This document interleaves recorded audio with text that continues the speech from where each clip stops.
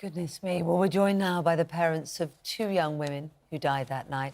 Reverend John Mosey and his wife Lisa lost their daughter Helga, and Jim Swire lost his daughter Flora.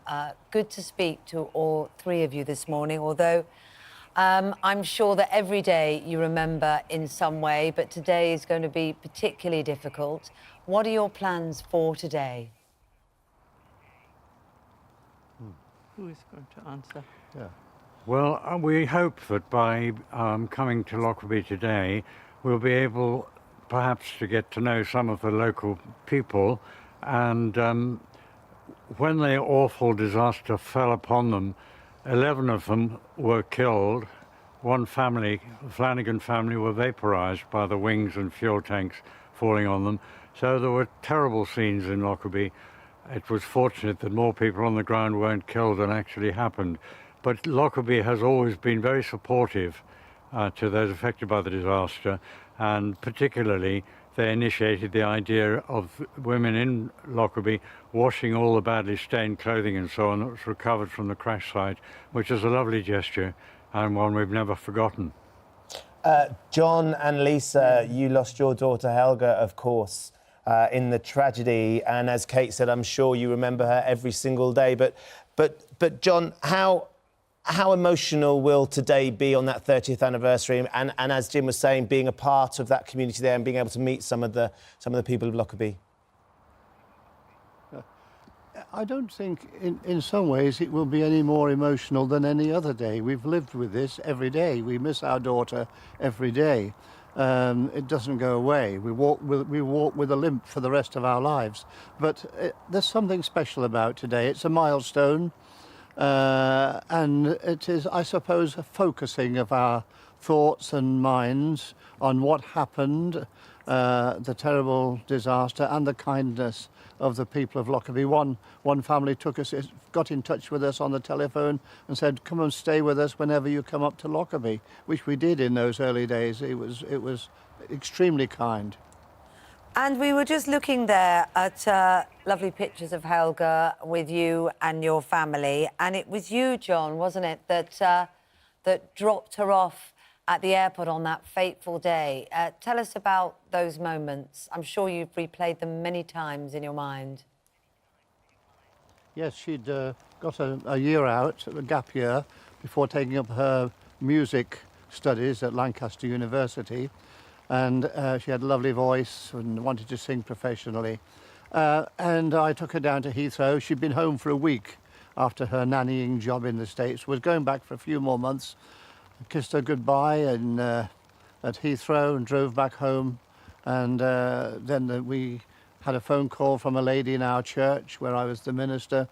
And she said, did Helga get away all right? There's been a plane crash in Scotland.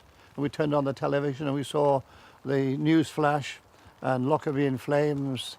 Couldn't believe it had anything to do with us, because that stuff on the television, that's another universe out there, and that's nothing to do with us, until it came up, Pan Am Flight 103. And my wife said, that's Helga's flight.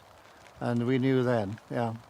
It's the devastation, Lisa, that we see in those pictures is just remarkable. Obviously, religion is an important part of your life. Your husband, John, is a reverend.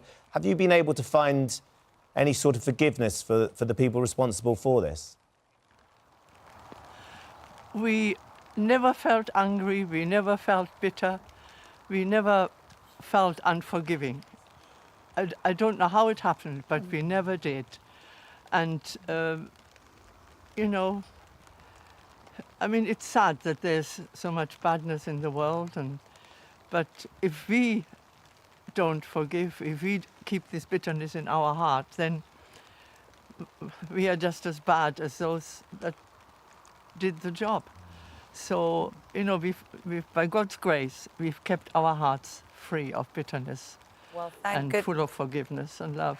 Which is wonderful, and I'm sure has given you strength. And of course, everybody grieves in different ways. Jim, I know you've spoken before that you and your wife have dealt with your daughter Flora's death differently, and one of the things you've done is actively pursue year after year trying to uncover the truth of what happened, of what was behind, who was behind the awful events.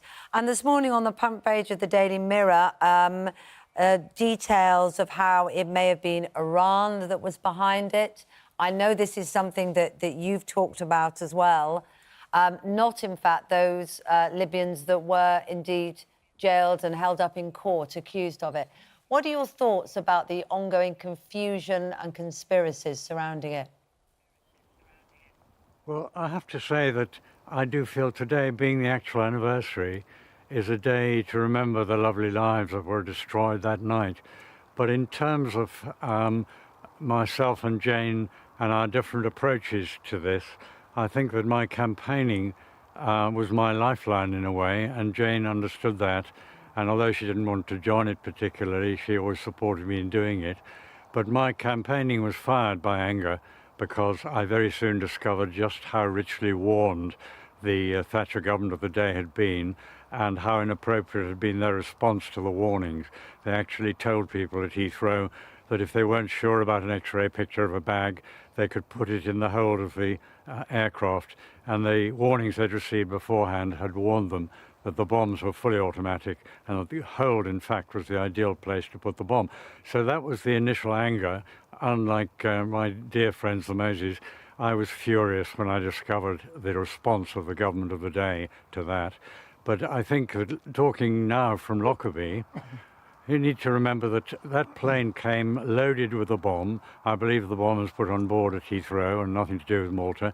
It came over the border to Scotland already loaded with its bomb, and the explosion was timed in such a way that it fell upon Lockerbie by pure chance. And I think we should remember today what this town has been through.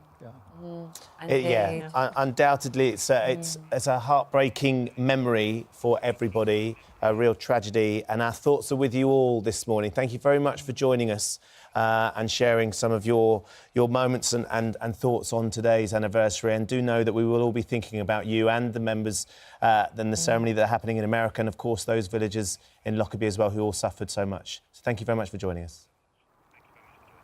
Thank you for your work and interest. Something you just never recover from. It's still so vividly locked in my mind. All I our was a shock. 14-year-old at the time. Yeah. Just extraordinary. Absolutely, and goes on and on and on.